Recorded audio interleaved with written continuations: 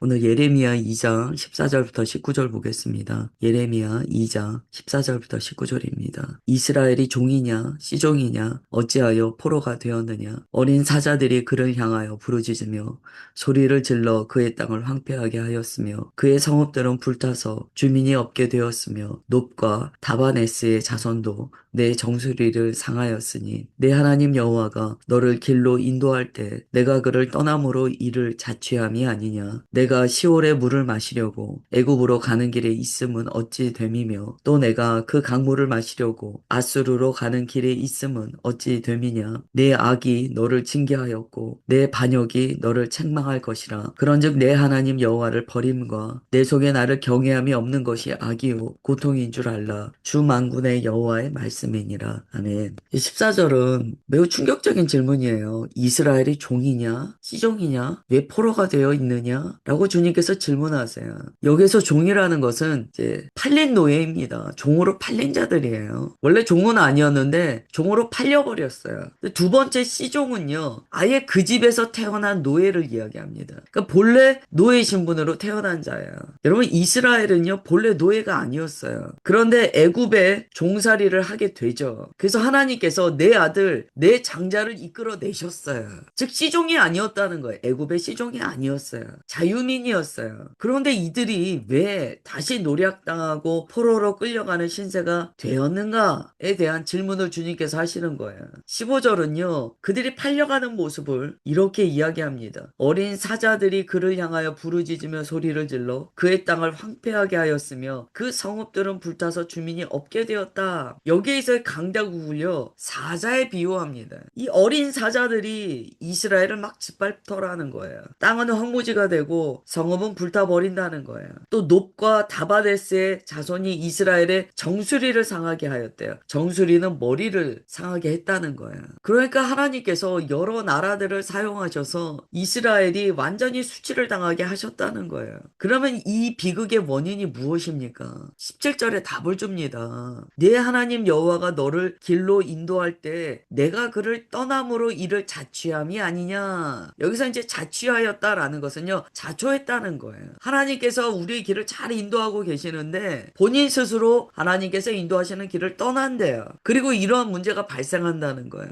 주님께서 말씀하세요. 그거 너 스스로 자초한 일 아니니? 이게 죄에 대한 본질입니다. 하나님께서 인도하시는 길에 우리가 잘 있을 때 그때는 죄로부터 우리가 자유함을 경험합니다. 주의 보호하심 안에 있어요. 그런데 마치 하나님의 백성이요 부모님의 손을 잘 잡고 가다가 뿌리치고 아이가 차도로 뛰어든 것처럼 하나님의 인도하심을 뿌리치고 다른 길로 갈 때 이 자기 파괴적인 결과를 경험하게 된다는 거예요. 여기까지의 말씀을 본다면 우리가 경험하는 여러 어려움 중에서요 어떤 경우는 뭐 주의 연단의 과정도 있습니다. 그러나 어떤 경우는 우리가 주님의 인도하심을 뿌리치고 내가 잘못된 길로 스스로 들어감으로써 자초하는 재앙이 있다는 거예요. 그래서 우리가 어떤 일을 겪을 때요, 주님께 항상 여쭤봐야 돼요. 하나님, 이 일이 제가 주님의 인도하심을 거절하고 잘못된 선택을 함으로써 자초한 것입니까? 아니면 이것이 주님께서 내게 주시는 연단의 과정입니까? 이걸 우리가 분별해야 됩니다.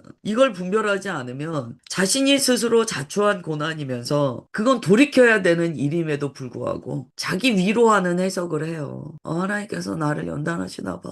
물론 넓게는 연단의 과정 안에 다 포함됩니다. 자기가 잘못된 길 가서 잘못된 것을 경험하더라도 그것조차 주님께서는 연단으로 사용하세요. 그러나 우리가 이 일이 어디로부터 비롯되었는가를 주님께 조명받을 때 다시 그런 일을 행하지 않겠죠. 그러므로 우리가 분별이 필요합니다. 어떤 일이 있을 때 이 일이 어디로부터 비롯됐는가 그걸 모르면 계속 자기가 원하는 답만 냅니다. 뭐 종교적으로 해석하는 경우는 하나님께서 나를 이 고난에 두셨어. 혹은 이거는 누구 때문에 무슨 일 때문에 이렇게 된 거야. 아니에요. 이 일은요 원인을 자기 안에서 찾아야 되는 일이에요. 자기 안에서 원인을 찾지 않으면 이 자초한 재앙이요 지속될 수밖에 없다는 거죠. 그 다음에 16절에 18절에 보면 이스라엘이 잘못된 외교 정책을 편 것을 주님께서 책망하세요. 내가 시올의 물을 마시려고 애굽으로 가는 길에 있으면 어찌 됨이며 또 내가 그 강물을 마시려고 아스루로 가는 길에 있으면 어찌 됨이냐. 우리가 어제 터진 웅덩이에 대해서 보았습니다. 주님께서 이스라엘의 죄악을요 딱 두 가지로 정리해 주셨어요. 첫째는 생수의 근원되는 하나님을 버린 것, 그 다음에 그 물을 얻으려고 스스로 터진 웅덩이를 판 것. 이 웅덩이는 물을 가두지 못하는 웅덩이에요. 그러니까 우상을 따라가 봤자 계속 목마를 수밖에 없다는 거죠. 바닷물 퍼서 먹는 것처럼 갈증을 견딜 수 없게 된다는 거예요.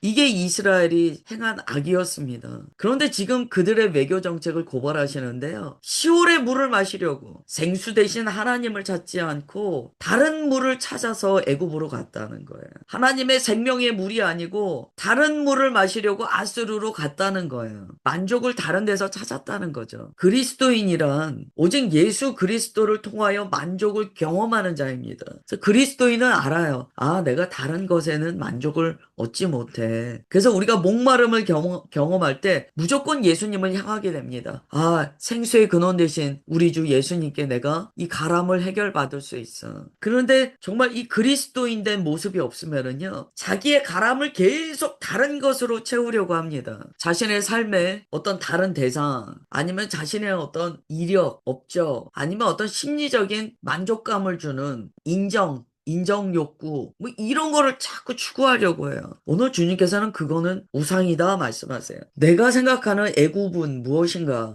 내가 생각하는 아수르는 무엇인가 봐야 됩니다. 내가 지금 어떤 물을 먹을 때 만족하는가? 이걸 우리가 봐야 돼요. 내가 예수님을 만날 때 해갈 받는가 봐야 됩니다. 아무튼 그리스도인은 자신의 목마름을 오직 주님께 해결받는 자예요. 주님께 나아가서 목마름을 해결받지 못한다면 뭐하러 예수님을 믿겠습니까?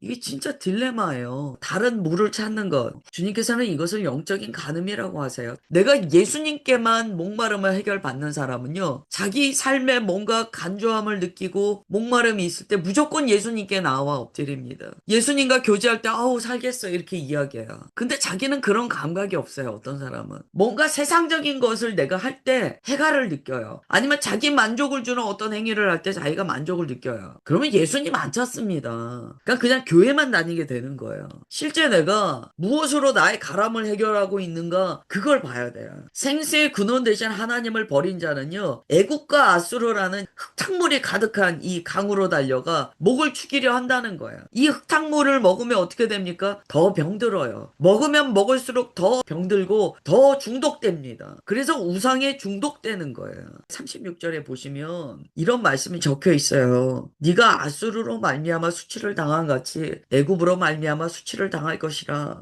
우리가 신학 초기에 주님께 듣는 음성이 있습니다. 저도 주님께 이 음성을 들었었어요. 지금이라고 안 듣는 거 아니에요. 그런데 제가 예수님을 만날 때 그때 주님께서 뭐라고 말씀하셨냐면 네가 나에게 묻지 않고 애굽으로 내려갔다. 이 말씀을 하셨어요. 그리고 나서 내 인생을 딱 보니까 그동안 내가 선택해왔던 내 인생의 길이 보이기 시작하는 거예요. 주님을 붙들지 않고 계속해서 내 머리로 쥐어짜고 내 잔꾀를 부리고 하면서 내가 선택해 왔다는 것을 깨닫게 됐어요. 그러나 주님께서는요, 우리가 다시 주님 앞에 돌아왔을 때 그 모든 것을 합쳐서 합력하여 선이 되게 하십니다. 그러나 알아야 돼요. 내가 했던 선택이 애굽이었다는 것은 인정해야 돼요. 그래야 회개가 됩니다. 저는 그런 회개 안 해봤습니다. 저는 제가 여태까지 한 선택, 애굽을 선택했는지 예수님을 선택했는지 그런 기도해 본 적이 없습니다. 이제부터 하셔야 돼요. 작게는 우리의 삶에 아주 작은 순간 그것 하나하나 우리가 생각해 봐야 돼요. 하나님, 오늘 제가 이렇게 행동하고 말했는데 이게 애굽을 붙든 것입니까? 예수님을 붙든 것입니까? 이걸 따져봐야 돼요. 아니면은요, 좀 심하게 말씀드리면 계속 귀신한테 밥 주는 삶을 삽니다. 여러분, 우리가 어떤 선택을 하고 어떤 행동을 하고 어떤 마음을 먹고 어떤 말을 할 때 누가 좋아하는가를 봐야 돼. 마귀한테 밥 주는 말을 하고 행동을 하고 마음을 먹고 삶을 산다면 심각한 고민을 해야 돼요. 내 삶을 이끌어 가시는 분이 예수님이신가? 아니면 나는 어둠의 영이 하는 말을 따라서 살고 있는가? 여기서 답이 나옵니다. 내가 가는 길의 방향이 나와요. 지금 하나님께서 이스라엘에게 뭐라고 말씀하시냐면 그들이 하나님의 백성이 아닌 것이 아니에요. 여전히 하나님의 백성이에요. 그런데 그들이요 목마름을 어디로부터 해결받는가를 주님께서 말씀하시는 거예요. 이 흙탕물에 취해 있어서요 도무지 생수를 마시려고 하지 않는다는 거예요. 여러분 인간이 한번 중독되면은요 물을 못 마셔요. 이 중독된 흙탕물은요 사실은 해갈을 주지 않아요. 그러나 중독으로 가도록 합니다. 잠깐 해갈이라는 그 어떤 감정을 느끼게 한 이후에 계속해서 더 중독시켜요. 지금 하나님께서 이스라엘에게 말씀하시는 거예요. 너희들은 흙탕물에 중독됐어. 너희들 스스로 자초한 어둠으로 계속 가고 있어. 이 말씀은요 책망을 위한 책망이 아니에요. 돌이키라고 하시는 거예요. 잘못된 것이 있다면 고쳐나가는 것이 성화예요. 19절에 주님께서 이렇게 말씀하세요. 내 악이 너를 징계하였고 내 반역이 너를 책망한다. 징계의 회초리는요 밖으로부터 들이닥치는 게 아니에요. 결국에는 자신이 붙들고 있는 악이 자신을 징계한다는 거예요. 자신이 스스로 붙들고 있는 하나님을 향한 이 반역하는 마음이 스스로 징계한다는 거예요. 죄는요 그 안에 반드시 형벌이 들어 있습니다. 이걸 아셔야 돼요. 죄는 형벌이 들어 있어요. 제가 어디서 사과씨 먹지 말라는 얘기를 들었거든요. 아주 많이 먹어야지 독이긴 한데 어쨌든 독성분이 들어있다는 말을 들은 적이 있어요. 근데 제가 이 말씀을 읽을 때 그 얘기가 떠올랐어요. 우리가 뭔가 죄의 열매를 먹잖아요. 아 맛있어 보여. 예를 들어 사과를 그런 열매에 비유한다면 그걸 먹을 때는 모르죠. 좋을 것 같죠. 내 마음에 흡족하죠. 그런데 그걸 꿀떡 먹으면 그 안에 독이 들어있다는 거예요. 죄 안에는 반드시 재앙이 들어있어요. 죄 안에는 반드시 형벌이 들어있어요. 그렇기 때문에 우리가 죄를 미워하게 되는 거예요. 우리가 예수님을 알지 못할 때는요 죄 짓는 게 그렇게 달콤합니다. 못된 짓이 그렇게 재밌어요. 아우 요거 못된 짓 하고 나니까 속이 후련하네. 내가 이 못된 짓을 해서 내가 이렇게 하면은 아주 내 속에 묶인 것이 없고 그냥 속이 시원하네. 아우 남몰래 이렇게 못된 짓 하니까 재밌네. 그런데 우리가 예수님을 믿으면 알게 되는 거예요. 아 죄의 삭은 사망이구나. 이걸 뼈저리게 알게 됩니다. 그 다음에 죄를 미워하게 되는 거예요. 죄를 미워하기 때문에 피 흘리기까지 싸울 수 있는 거예요. 죄를 미워하지 않으면 피 흘리기까지 싸우지를 못합니다. 전에 제가 무슨 비유를 들었냐면 한참 오래전에는 이게 봉고차로 사람들 납치한다는 그런 사건이 실제로 있었고요. 뭐 지금도 없진 않죠. 그런 일들이 있었어요. 그런데 막 뉴스를 보면은요 막 그런 일이 있을 때 누가 구해냈다거나 뭐 어떤 지혜를 발휘해서 풀려났다거나 뭐 그런 일들이 있어요. 누가 누군지도 모르는 사람들이 나를 끌고 가는 걸 방치하겠습니까? 당연히 막 발버둥 치면서 절대 끌려가지 않으려고 하겠죠. 그리스도인은요 죄를 보면 그런 반응이 나온다는 거예요. 왜냐하면 그 죄의 삭이 사망인 것을 아니까. 누가 자기 발로 들어가서 무슨 일을 당할지도 모르는데 감사합니다 하고 들어갈 사람이 어디 있냐는 거예요. 그런데 지금 주님께서 뭐라고 말씀하시냐면 너희들 참 어리석다. 너희들이 하고 있는 그 죄가 그 안에 재앙이 들어있음에도 불구하고 왜 그걸 애써 찾아다니니? 참 어리석다. 그래서 하나님께서 지금 백성들에게 깨달으라고 말씀하시는 거예요. 하나님을 버리는 것과 나를 경외함이 없는 것이 악이요 고통인 줄 알아라. 하나님을 버리는 것 자체가 악이에요. 하나님을 선택하지 않는 것 자체가 악이에요. 다른 것을 주님보다 앞세우는 것 자체가 악이에요. 그리고 그것은 동시에 고통이에요. 죄는 죄로 끝나지 않고 반드시 그 삭을 우리에게 요구합니다. 생명이에요. 죄를 지었으면 죄가 얘기해요. 너 죄 지었지? 죄의 쾌락을 누렸지? 네 생명 내놔. 이렇게 얘기한다는 거예요.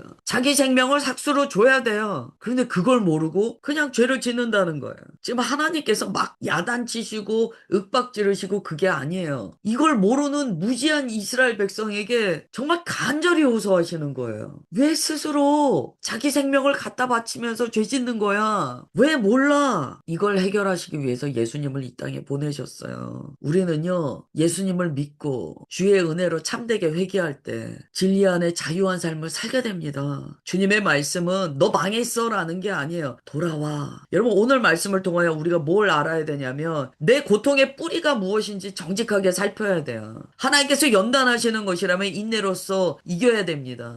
그러나 내 죄로 말미암아 문제가 생겼다면 뭐 해야 됩니까? 회개해야 돼요. 자기 고통의 뿌리를 살펴라. 자기 문제의 시발점이 어디인가를 살펴라. 죄로 말미암았다면 회개하라. 주님의 말씀은 그거예요. 그리고 내가 뭔가 삶의 문제가 있을 때 하나님께 엎드리는 자인가 아니면 흙탕물 찾아다니는 자인가를 봐야 돼요. 사람 찾아다니는가? 마음의 만족 찾아다니는가? 인정을 찾아다니는가? 돈 쫓아다니는가? 세상적인 힘을 찾아가는가? 봐야 돼요. 자기 반응을 보면 알잖아요. 무슨 일이 있을 때 먼저 주님 앞에 딱 엎드려 주여 제가 죽게 되었나이다. 나를 불쌍히 여기소서. 나의 태도가 어떻게 나오는가를 봐야 돼요. 오늘 이 아침에 이 말씀을 통하여 제할 것을 정확히 제해야 됩니다. 회개하다 휴보는요 방향을 돌이키다라는 의미예요. 후회는 회개가 아니에요. 아유 내가 이때 좀 잘못했어. 이 선택 잘못했어. 그거 하라고 주님께서 하시는 말씀이 아니에요. 잘못된 것에 대해서 철저히 회개하라는 거예요. 나중에 3장 14절 보면은요 하나님의 말씀이 계속 선언됩니다. 배역한 자식들아 돌아와라. 끊임없이 이야기하세요. 오늘 말씀은 우리에게 생수의 근원 되신 하나님께로 돌아가라 라는 메시지를 주세요. 이 말씀 오늘 붙드시고 우리의 모든 선택이 내가 붙드는 만족이 오직 예수 그리스도 되신다고 믿으며 기도합니다. 하나님 오늘도 주의 말씀 받았습니다. 하나님을 버리고 하나님을 경외하지 않는 것이 악이다 라고 말씀하셨습니다. 그 악으로 말미암아 우리가 죄에 빠져 있을 때 그 죄는 그저 실수가 아니요 죄 안에는 우리의 생명을 요구하는 형벌이 들어있음을 아멘 하나이다. 죄의 실체를 깨닫게 하옵소서. 하나님의 말씀에 순종하지 않는 것의 결론을 알게 하옵소서. 오늘도 주께서 말씀하여 주셨사오니 우리는 주님만 사랑하기로 다시 한번 결단합니다. 주님만 경외하기로 다시 한번 결단합니다. 흙탕물을 쫓아다니는 인생 아니요 생수의 근원 되신 우리 주님만 따르는 모두가 되기로 결단하며 주님 앞에 엎드리오니 성령 하나님 오늘 강권하사 우리의 삶을 주 앞에 코람데어로 생명의 근원 되신 주님의 생명을 누리는 자들로 살게 하옵소서. 주님 그렇게 역사하여 주심을 감사드리오며 사랑하는 주 예수 그리스도의 이름으로 기도드리옵나이다. 아멘.